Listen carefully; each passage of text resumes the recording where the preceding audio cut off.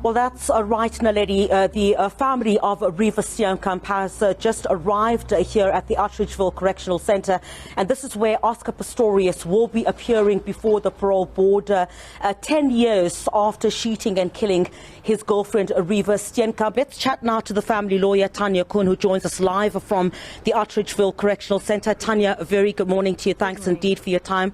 A very difficult day for the Steenkamps, here to face their daughter's killer. What is the view of the Steenkamp family as they come to this hearing this morning? First of all, it's a very traumatic experience, as you can imagine. It's painful. June has to face Oscar Pistorius again this morning. He's the killer of her daughter. For them, it's a life sentence. He's eligible to be considered for placement on parole. They don't feel that he should be released. They feel that he has shown no remorse. He's not rehabilitated, because if he had been, he would have come clean and told the true story of what happened that night. The Supreme Court of Appeal found that he hasn't divulged everything that happened that night, and that's the position that they also hold. We understand that Barry Steenkamp will not be here today. What is his condition at this stage? We understand he's still very ill, following, of course, the VOD that was held last year. Yes, that is correct. Barry has never been able to travel, which is also because the reason why he was not at the trial, except for the time when he gave evidence. So he's going to be waiting for our call when we leave here today.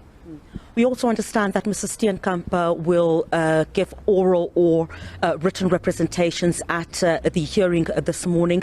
I mean, she's clearly likely to tell this parole board that she doesn't believe that her son's killer should be set free. It's still too soon for them.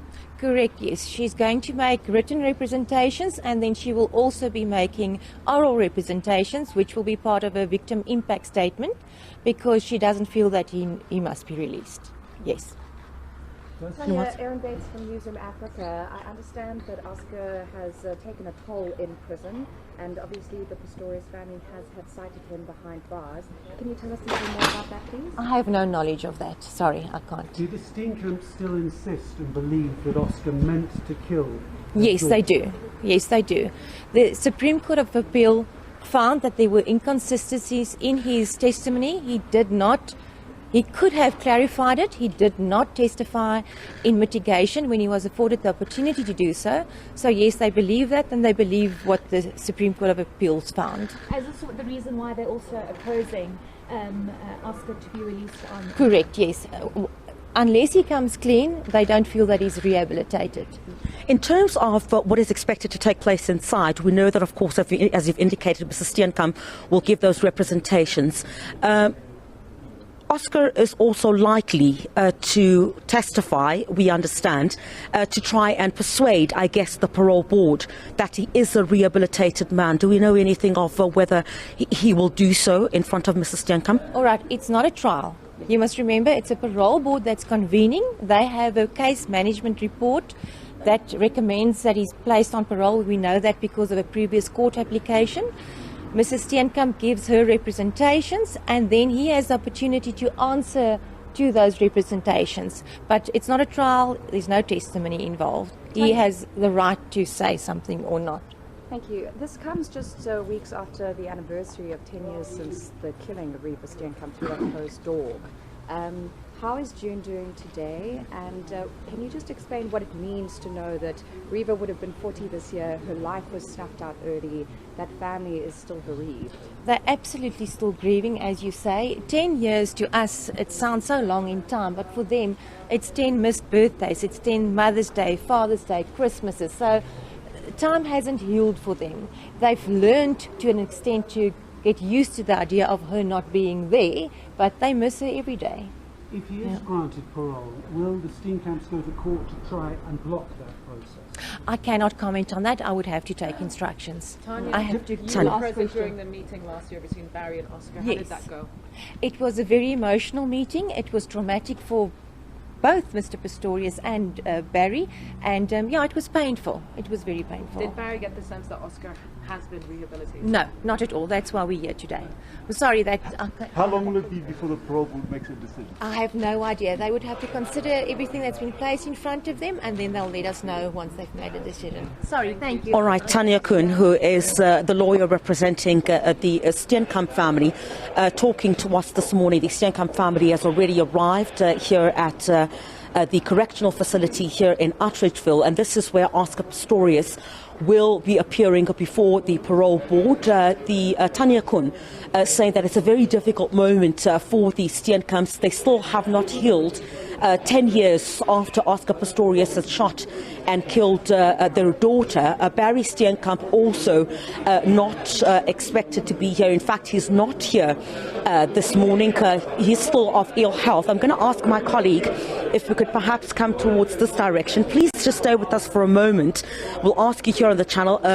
The family expected to drive through this gate any minute now, and that is, of course, where June Steenkamp will come through with the lawyer representing the family. And you know, judging from what she has said, is that the Steenkamps still believe that Oscar Pistorius has not told the full truth over what had happened back in 2013 when Reeva Steenkamp was shot and killed. You'd recall that Oscar Pistorius, as we have reported previously, maintains that he thought that his girlfriend was an intruder when she was inside the house on that day. He did not mean to kill Reeva Steenkamp. Of course, that's his version that he has maintained since the very beginning. Let's try to come towards this direction. I'll ask my colleague Gabin Jogweni to come towards this direction here. This is where the Steenkamps will drive through. Here the car is coming through. You see Tanya Kun there. I'll just move back just to allow our colleagues some space also. They will now drive inside the facility, and this is where we're expecting June Steenkamp is inside this vehicle, and let's try to move towards this direction. And this is where Mrs. Steenkamp is this morning. Let's try to come towards this direction. Mrs. Steenkamp. Sorry. Yeah? Mrs. Steenkamp, how are you feeling today? Mrs. Steenkamp, good morning to you. Very difficult day for you this morning. How is it for you as a family? It's going to be very hard to be in the same room as him. And of course you'll be opposing any parole that you as a family believe that you've not healed. Story. I don't believe his story. I don't. And how is Barry doing? We know he's not here today. Well, he can't walk anymore, you know, and he's turning 80 now. So, you know, he's very stressed about this also. Sorry, guys. You'll hear everything that we say. Mrs. Steenkamp, do you believe that Oscar is remorseful? No, never.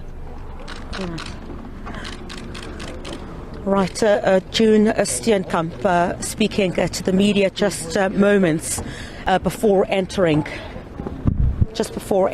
of course, the parole hearing, which will start at 10 o'clock this morning.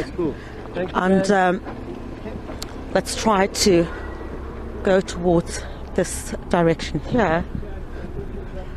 June Steenkamp arriving for the parole of her daughter's killer, Oscar Pistorius. She still believes that he has not been remorseful. And they still believe as a family that Oscar Pistorius needs to tell the full truth of what has taken place. She's also telling us this morning that her husband, Barry, cannot walk, she says. He's very stressed over the process that will take place this morning. And this family is basically hoping that the parole board, of course, would make a decision in their favor. But this comes, of course, you heard in our earlier interview with Tania Kun, also indicating that Mrs. Steenkamp will make representations before the parole board this morning. And I'm going to ask you to stay with us just a moment as Mrs. Steenkamp will then make her way inside the parole hearing starting at 10 o'clock this morning. And remember, it is the parole board that will make the sole decision about whether Oscar Pistorius should be placed on parole, after, of course, collating everything with regard to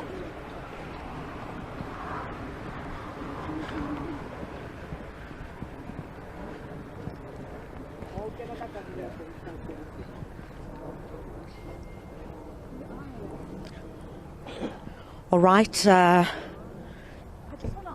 June Steenkamp arriving for the parole hearing of her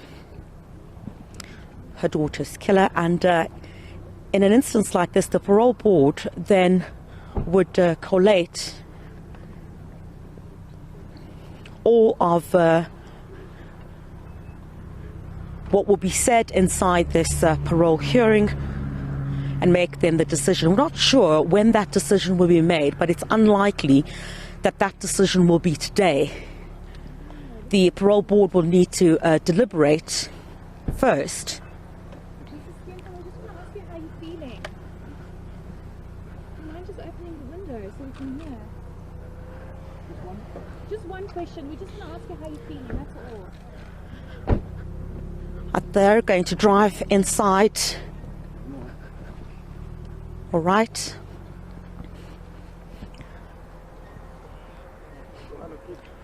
We're going to move inside the correctional facility at this particular time, and they'll move through the gates.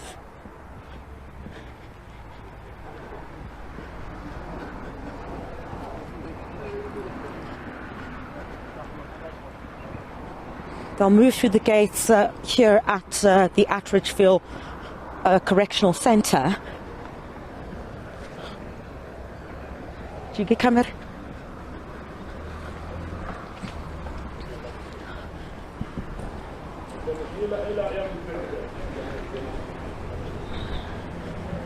June Steenkamp is up. June Steenkamp now about to enter the facility. She says it's a very difficult moment for her and her family. They still believe that Oscar Pistorius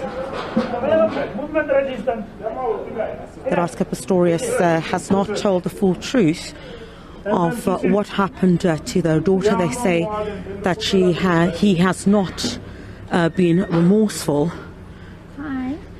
She says very difficult moment for them as a family. June Steenkamp, accompanied by the family lawyer and what looks to be another representative perhaps of the family also there, speaking to us very briefly just a moment ago.